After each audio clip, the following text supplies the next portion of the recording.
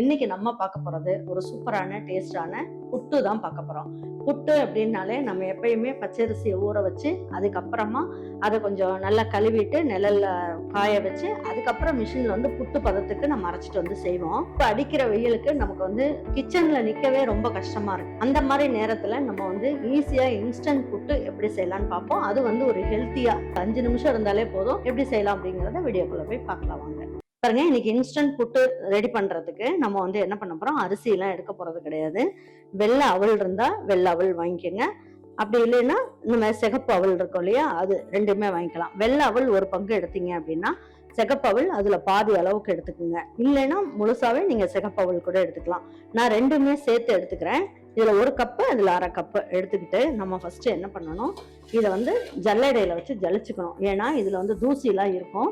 அதனால இதை நல்லா அந்த மாதிரி ஜலிச்சு எடுத்துக்கலாம். பாருங்க, நல்ல தூசி இல்லாம நல்லா இருக்கு. இதை வந்து இருப்பச்சட்டியில போட்டு வறுத்துக்கலாம். இதை நெய்யெல்லாம் ஊற்ற வேண்டாம், வெறும் சட்டியில போட்டு வறுத்துக்கணும். இப்ப இதையும் ஜலிச்சு எடுத்துக்கலாம்.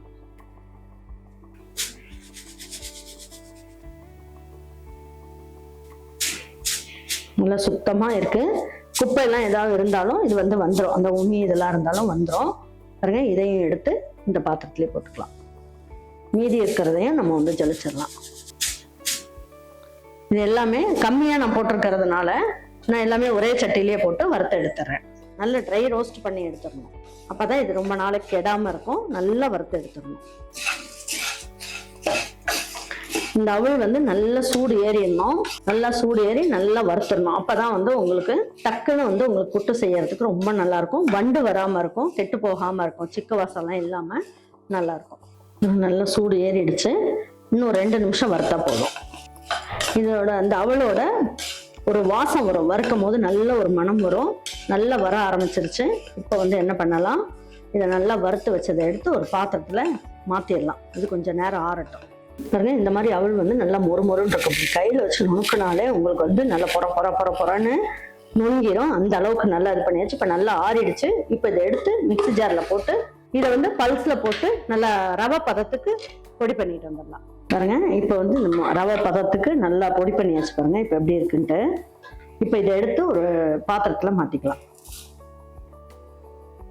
இந்த மாதிரி பொடி பண்ணி வச்சுக்கணும். மீதி இருக்கிறதையும் நம்ம வந்து என்ன பண்ணணும், பொடி பண்ணிக்கலாம். இதையும் பொடி பண்ணிட்டு வந்துடுறேன். பாருங்க, நல்லா குருணை பதத்துக்கு நல்லா பொடி பண்ணியாச்சு.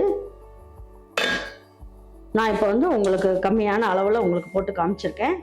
உங்களுக்கு வேணும்னா நீங்கள் நிறைய கூட நீங்கள் போட்டு இந்த மாதிரி ரெடி பண்ணி வச்சுக்கலாம். ரெடி பண்ணி வச்சிட்டிங்கன்னா நல்லா ஆறுனதுக்கு அப்புறம் மூடி போட்டு வச்சுக்கோங்க. தேவையான போது நம்ம எடுத்து புட்டு செஞ்சுக்கலாம். வாங்க இப்போ இதுலயே வச்சுட்டு உங்களுக்கு எப்படி புட்டு செய்யலாம் அப்படிங்கிறத காமிக்கிறேன். இப்போ புட்டு செய்யறதுக்கு நான் என்ன பண்ண போறேன் அப்படின்னு பார்த்தீங்கன்னா, இந்த மாவுல 1 டம்ளர் அளவுக்கு எடுத்துக்க போறேன். இதை போட்டுட்டு பாருங்க, தேவையான அளவுக்கு உப்பையும் சேர்த்துடலாம். பாருங்க, ஒரு 1/4 ஸ்பூன் அளவுக்கு ஏலக்காய் பொடி இதையும் சேர்த்துக்கலாம். சேர்த்துட்டு இப்போ பாருங்க, ஒரு 1/4 டம்ளரோட கொஞ்சம் ஜாஸ்தியா தண்ணி எடுத்திருக்கேன். இப்போ வந்து என்ன பண்ணலாம், இதை கொஞ்சம் பரவாயில்ல அப்படி ஊற்றிட்டு நல்லா மிக்ஸ் பண்ணிடுங்க. பாருங்க, 1 டம்ளர் மாவுக்கு 3/4 டம்ளர் அளவுக்கு தண்ணி தேவைப்படுது. இந்த தண்ணியும் சேர்த்துக்கலாம். இது இந்த அளவுக்கு தண்ணி ஊற்றணும். அப்பதான் வந்து நல்லா சாஃப்டா இருக்கும். நல்லா வறுத்துட்டோன்றதுனால நல்லா தண்ணி உரியும். இப்ப நல்லா கலந்து விட்டுட்டு இதை வந்து என்ன பண்ணணும், நல்லா அழுத்தி விட்டு மூடி வச்சிடலாம். பாருங்க, இப்போ வந்து நம்ம என்ன பண்ணலாம், இதுல 1 ஸ்பூன் அளவுக்கு நெய் சேர்த்துக்கலாம். பசங்களுக்கு நல்ல ஹெல்த்தியானதை கொடுக்கணும் அப்படின்றதுனால இதுல வந்து முந்திரி பருப்பு, பாதாம் எது இருந்தாலும் பரவாயில்ல, நம்ம வந்து வறுத்து போட்டுக்கலாம். நான் இன்னைக்கு வந்து முந்திரி பருப்பு மட்டும் போடுறேன். பாருங்க, இந்த அளவுக்கு வறுபட்டா போதும். இந்த சூட்லயே நல்லா வறுத்தரலாம். இப்போ ஸ்டவ் ஆஃப் பண்ணியாச்சு. ஒரு 5 நிமிஷம் அப்படியே மூடி வச்சிருந்தோம். புட்டு பாருங்க எவ்வளவு சாஃப்டா சூப்பரா இருக்குன்ட்டு. இப்போ வந்து என்ன பண்ணலாம், இதுக்கு வந்து தேவையான அளவுக்கு தேங்காய், உங்களுக்கு எந்த அளவுக்கு பிடிக்குமோ தேங்காய் போட்டுக்கோங்க. போட்டுட்டு நம்ம வறுத்து எடுத்து வச்சிருக்க முந்திரி பருப்பு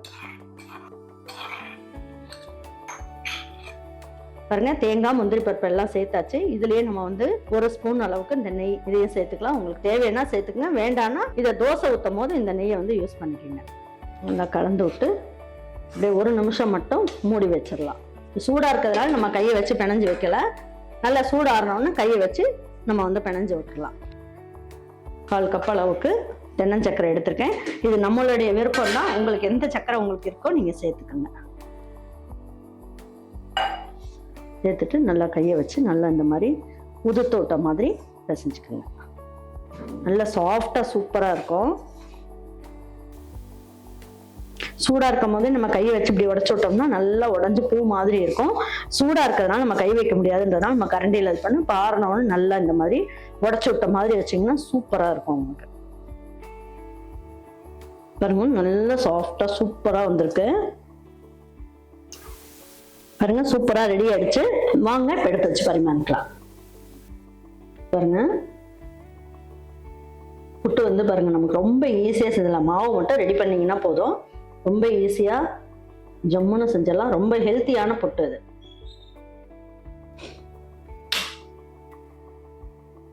இந்த மாதிரி பசங்களுக்கு வந்து இந்த மாதிரி அச்சு மாதிரி போட்டு கொடுத்தோம்னா விரும்பி சாப்பிடுவாங்க. இது அச்சு மாதிரி தான் போட்டு சாப்பிடணும்னு இல்லை, சும்மா அப்படியே அள்ளி வச்சு ஸ்பூன்ல வச்சு சாப்பிட்டீங்கனாலே நல்ல ஜம்முன்னு சூப்பரா இருக்கும்.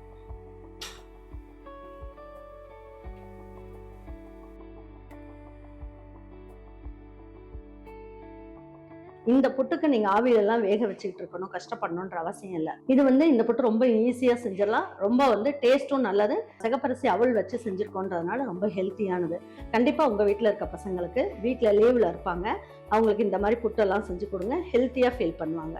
இதை உங்க வீட்டில் இருக்கவங்களுக்கு செஞ்சு கொடுத்துட்டு அவங்களுக்குலாம் பிடிச்சிருந்ததுன்னா லைக் பண்ணுங்க, ஷேர் பண்ணுங்க, சப்ஸ்கிரைப் பண்ணுங்க, மறந்துடாம கமெண்ட்ஸ் பண்ணுங்க. தேங்க்யூ ஃபார் வாட்சிங் ஈரோடு அம்மாச்சி சமையல். தேங்க்யூ.